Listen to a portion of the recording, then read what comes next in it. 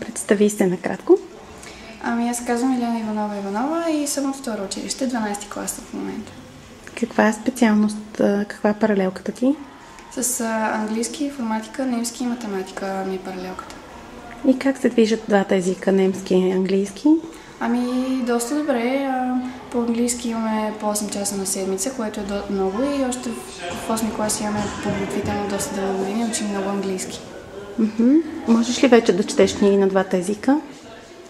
Да, особено на английски мога много. Какво смяташ да правиш нататъка?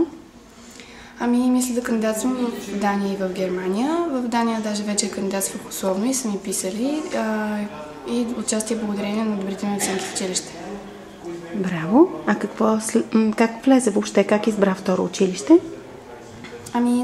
Родителите ми ме посъветваха да се запиша тук и го написах първо желание. Тук ме приеха веднага и отначало не ми беше особено приятно, но след това, след като опознах всички учители, класът ми е страхотен и много ми харесва да уча тук.